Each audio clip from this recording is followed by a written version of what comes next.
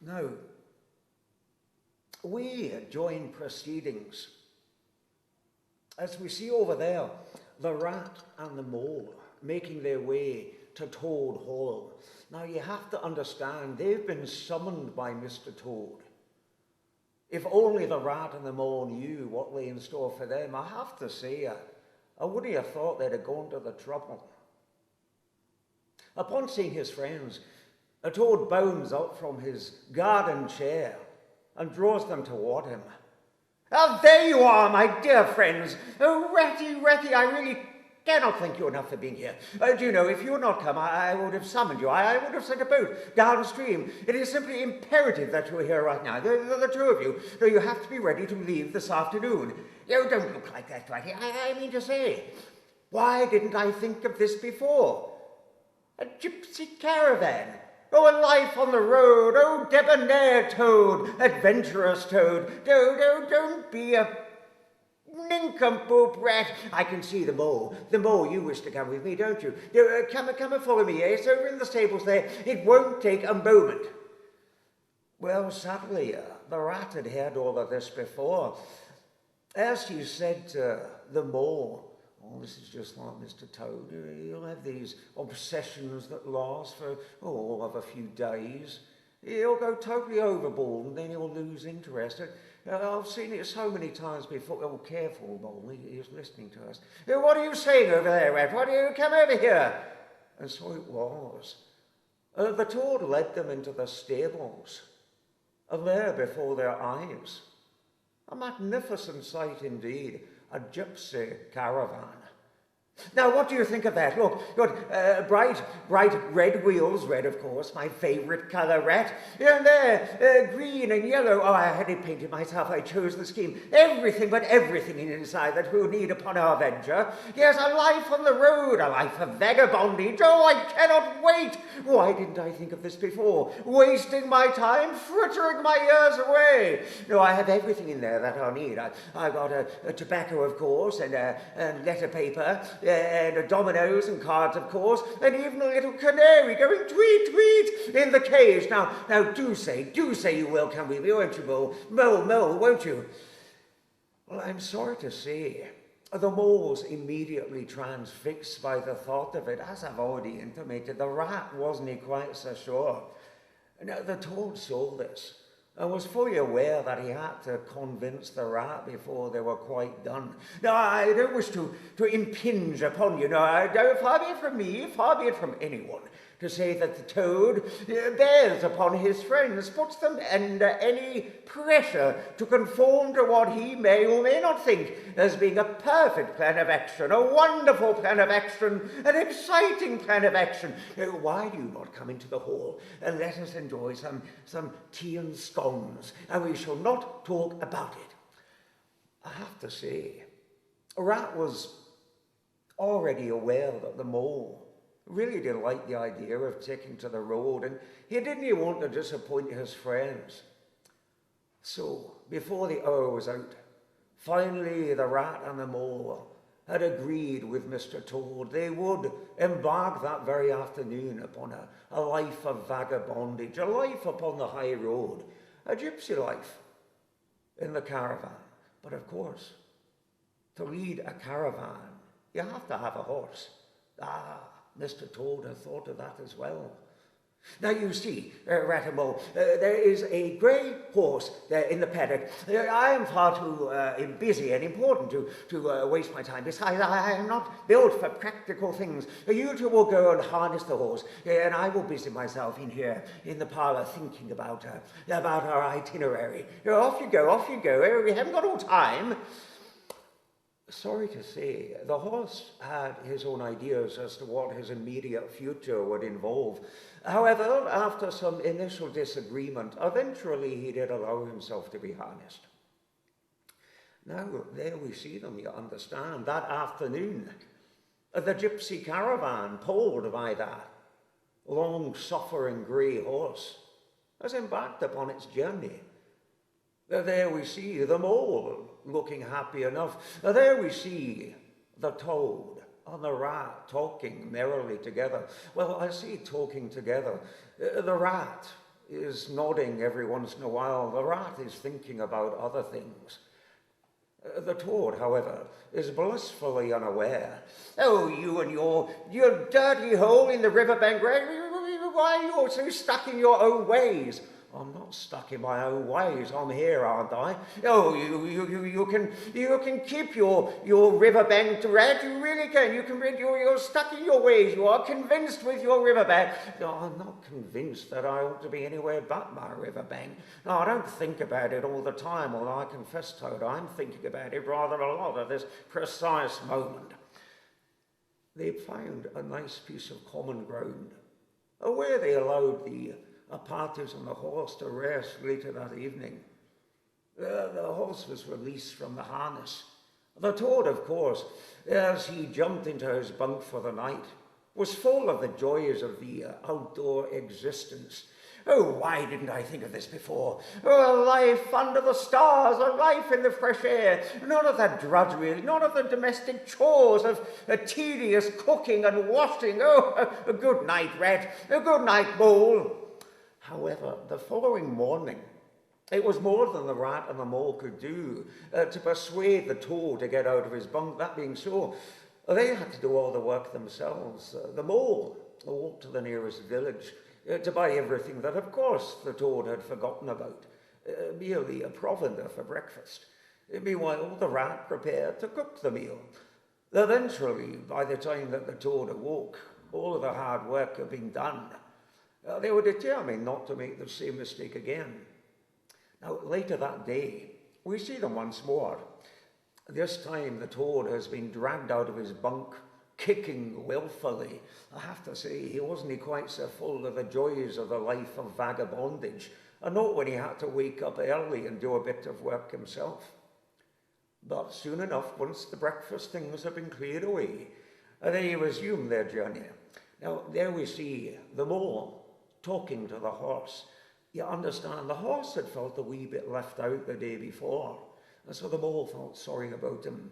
And there we have the toad talking at the rat, as he had done previously.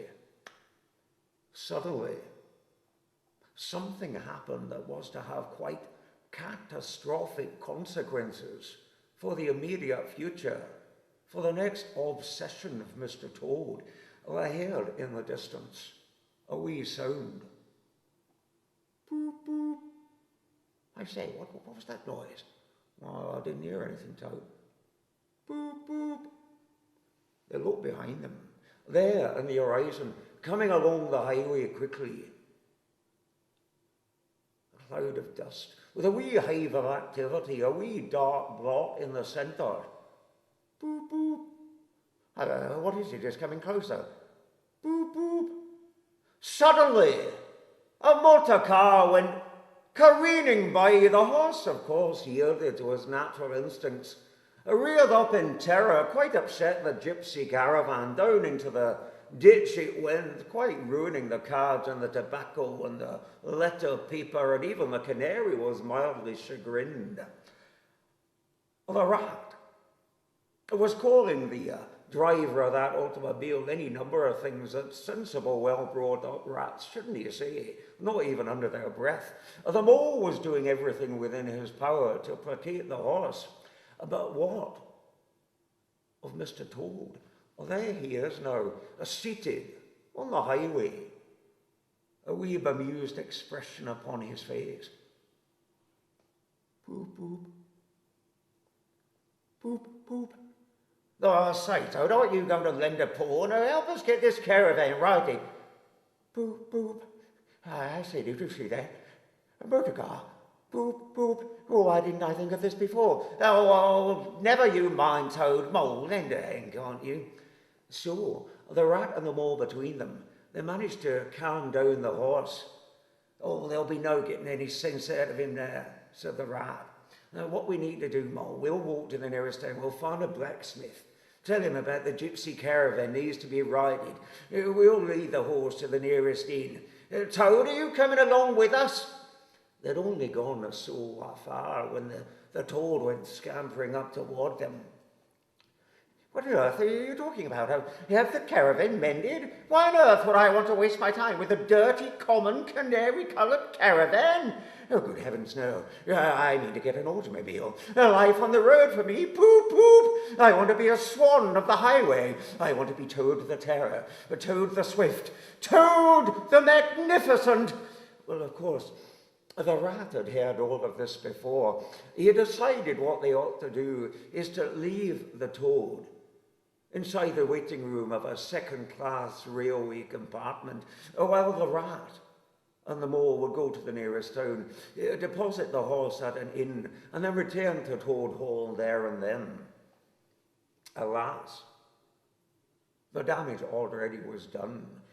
I mean to say, a day or two later, we join the mole and the rat upon the riverbank. Well, after their initial pleasantries are exchanged, the rat has some portentous news indeed. Haven't you heard, Mole? No, it's Toad. He's already bought an automobile on account of that awful farrago the other day. Oh, I've seen all of this before. First it was rowing boats, then gypsy caravans, and well, something has to be done, of course. He'll make a laughing stock of all of us woodland creatures. Word eventually got to the badger. Oh, you know the badger lives in the heart of the wild wood. Now, the badger wasn't at all impressed by this latest fad of the toad. Well, good heavens. I mean to say, he's making all of us animals look absolute fools. Well, the toad is handsome enough, I suppose, for a toad. But have you seen what he's getting dressed up in? That racing cap, the goggles, the leather overcoat, gauntlets? Good heavens, he looks a buffoon. I was friends with his late father. I promised I would look after Toad's money, and I promised I would not allow his son to make an ass of himself. No, it's no good. Mole, rat, follow me. I mean to give Toad a piece of sound advice for his own good, mind you. And so they set off. Badger first, the rat and the mole following in single file. Animals always walk in single file, you understand. That is the correct way, the sensible way for animals to walk when out and about. Upon arrival at Toad Hall, whom should greet them? The toad himself, dressed in that outlandish garb. I mean to say, the goggles, the gauntlets. Ah, there you are, my dear friends, Badger. What do you think of my apparel? Take him in, remove that obscene costume at once. No, I will not, Badger, I will not. I am a highwayman, I am a brigand of the road. Right, very well. Rat, mole, take him indoors. What, unhand me, you say? It was no good, kicking and screaming. The toad was lifted off the ground and hauled inside. Then the badger took him into the smoking room, gave him a stern talking to for some 45 minutes. Every once in a while, the badger would stop talking, and then they would hear the plaintive sob of a repentant toad. Oh, good heavens, says the rat. The badger certainly has given him a piece of his mind, and no mistake. Well, Mole, I'll say he deserves it, doesn't he? Dressed like that, he's making an absolute ass of himself. Suddenly, the door to the smoking room opens. The badger emerges. Yes, well, I've told Toad what he needs, for his own good, I mean to say. Yes, he's promised me he will no further business with these motor cars of his. Ridiculous. Come out, Toad. Say to the rat and the mole what you told me in there. What's that? Well, I mean, tell them that you promise you won't have any more to do with a motor car. No, I won't. What? Well, I know what I said in there. I'd have said anything in there, but no, I promise the very first motor car I see, I will buy it. I will hop into it. I don't care what I said to you in there. I don't care what any of you think. I'm Toad the debonair, the handsome Toad, the popular Toad, the adventurous Toad. Right, very well. Rat, mole, take him upstairs. We have to lock him inside the bedroom. Take him away. No, unhand me, I say. But it was true. The toad was hauled upstairs, locked inside his bedroom. For his own good, you understand. The other three animals then began a council of war downstairs. What it was decided they would do was to take it in turns guarding the toad. He had to stay locked up inside there, for his own good, mind you. Now, I have to say, for the first week or so, the toad was slightly troublesome. He would arrange the chairs inside his bedroom into a rough approximation of the shape of a motor car. He would array some cushions around him. Then he would sit in the front chair making all manner of obscene noises. Suddenly he would leap into the air and somersault and land in the cushions with an exhausted, "Oh, poop, poop." But eventually, you see, even that deserted him.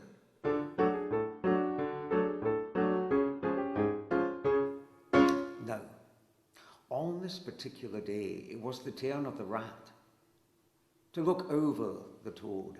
The toad cut rather a forlorn figure inside the bed. "Are you quite all right, Toad? You're not looking terribly well." "Oh, don't think of me. No, I really don't want to put my friends to any trouble. No, one simply must reconcile oneself first and one to the eventualities of life. Not that I wish to put a burden on you, dear Ratty, but if you would be so kind as to walk into town and perhaps fetch a doctor." "Well, I really don't mind your thing. Is that bad?" "Oh, well, of course, that is what I'd ask you if I was going to put upon my friend. But I suppose, now everything is going so dark. Are you still there, Rat? Right, I suppose you may as well get a lawyer as well. One cannot put off these necessities, no matter how irksome, no matter how unpleasant they are." "Oh, right, well, I won't be long, Tony. No, don't go anywhere. I'll be right back." "Oh, thank you. I'm not putting you out, am I?" No, don't worry about it, Tony." Wicked Mr. Toad. Now you understand, the rat had shut the door, but he hadn't ensured that he'd locked it properly. The toad lay in the bed for a few moments. He leaps from the bed now, looks out of the window, sees the rat scampering away to the town to fetch the doctor. Naughty Toad, wicked Toad, grabs for his nearest suit of clothes, fills it with a quantity of cash, and then, making an impromptu rope out of a quantity of bed sheets, ties it to the lattice window, lets himself down the side of Toad Hall, and then if you were to look out of the window, you'd see the toad there singing to himself, whistling about how audacious, how clever, how wonderfully ingenious a toad he is. Naughty Mr. Toad. Now you understand, the toad hadn't eaten for some time, and he had rather a trying day. Just over there, the Red Lion Hotel. The work of but a moment for the toad to go inside to the coffee house there. Tea, buttered scones. Apropos of nothing, all of a sudden, boop, boop. What was that? Boop, boop. An all too familiar sound. They're driving into the courtyard. A motor car. The toad is visibly overcome with emotion, has to grab hold of the table leg so as not to make a leap for it into the fray. The chauffeur, the gentleman of the motor car, they come into the coffee house also to partake of the cake there. They've heard wonderful things of the same. Boop, boop. The toad hadn't help himself no more, whilst the chauffeur and the gentleman are busy ordering slices of cake. The toad slyly sidles outside, examines the car. Well, I wonder, surely they won't mind if I wonder if this automobile is easy to start. As though in a dream, we find the toad there, turning the handle. Chugga, chugga, chugga, chugga, boom. Well, I wonder what it feels like to just sit in the driver's seat. Well, I don't mean to steal it. I mean, if only I was sitting in the driving seat. The work of but a moment, the toad hops lightly behind the steering wheel. Again, as though in a dream, turns the car around. In a cloud of dust, A spree of gravel we see the automobile, and naughty Toad, wicked Toad, the Toad of the highway, careen from the courtyard.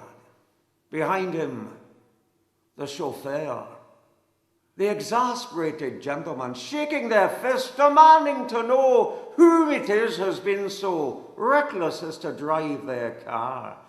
Alas, it could only end the way it was destined to end. And so saying, the next time we encounter Mr. Toad, in the dock, at the magistrate's court.